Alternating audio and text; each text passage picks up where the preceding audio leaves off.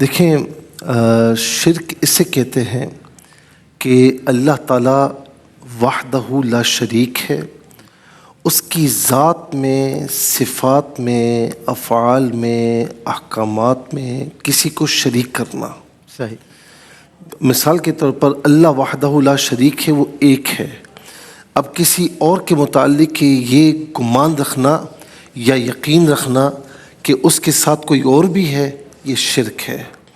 اسی طریقے سے اس کی ذات میں، اس کے افعال میں، یعنی وہ اس کی یوں سمجھ لیں کہ اس کے ذاتی طور پر بھی، صفاتی طور پر بھی کوئی اس کا شریک نہیں ہے۔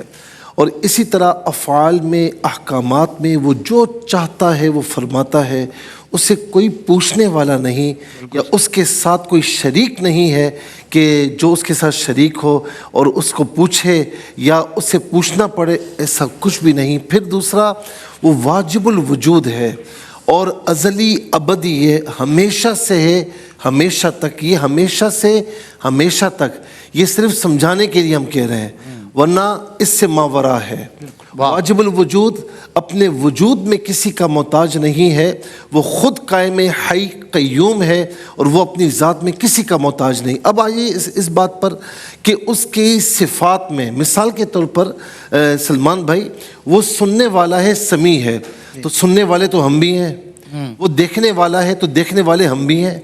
تو اب یاد رکھیے گا کہ وہ ان صفات میں کسی کا محتاج نہیں، اور انسان کو، اپنی مخلوق کو اس نے جو یہ صفات عطا فرمائی تو اس نے عطا فرمائی ہے۔ مخلوق کے پاس ذاتی ہے، ذاتی نہیں ہے، صفاتی یعنی اسے عطائی ہے اس کے پاس، اور اللہ تبارک و تعالیٰ کے پاس جو کچھ ہے اس کا ذاتی ہے۔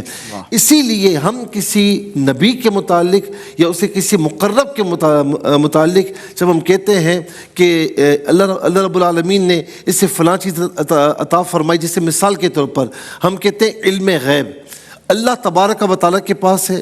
اچھا، ہم کہیں یہ کہتے ہیں کہ علم غیب حضور نبی کریم صلی اللہ علیہ وسلم کے پاس زمین آسمان کا فرق ہے، بلکہ اس سے بھی زیادہ فرق ہے۔ اللہ تبارک و تعالیٰ کو کسی نے عطا نہیں فرمایا، اس کے پاس ذاتی ہے۔ اور اللہ کے رسول صلی اللہ علیہ وسلم کے پاس، یا پھر ان کے بعد ان کے وسیلے سے امت کے اور اولیاء کاملین کے پاس، تو وہ اللہ تعالیٰ کا عطا کردہ ہے۔ وہ اللہ رب العالمین نے عطا فرمایا ہے، بغیر اس کی عطا کے کچھ بھی نہیں ہے۔ تو یہ جو بھی ان معاملات میں کسی اور کے متعلق جی، جس طرح اللہ تعالیٰ تخلیق فرمانے والا ہے فلاں، تو یہ شرک ہے۔ جس طرح اللہ تعالیٰ عطا فرمانے والا ہے فلاں، یہ شرک ہے۔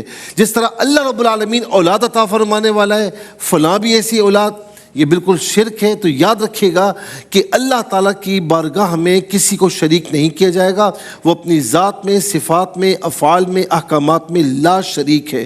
قل هو اللہ احد اللہ الصمد لم یلد ولم یولد ولم یکن لہ کفوا احد، کہ آپ کہیے کہ اللہ ایک ہے، اللہ بے نیاز ہے، نہ اس نے کسی کو جنا، نہ وہ کسی سے جنا گیا، اور فرمایا کہ کوئی اس کا ہمسر نہیں ہے۔ اور یہ سورہ اخلاص جو سورہ توحید بھی کہلاتی ہے، جب ایک حضور نبی کریم علیہ السلام کے پاس ایک بات پہنچی کہ فلاں جو ہے وہ امام ہے، وہ ہر نماز میں، ہر رکعت میں سورہ فاتحہ کے بعد سورہ اخلاص پڑھتا ہے، تو آقا علیہ السلام نے اس کو پوچھا کہ آپ ایسا کرتے ہو؟ عرض کی یا رسول اللہ بالکل ایسا کرتا ہوں۔ کیوں کرتے ہو؟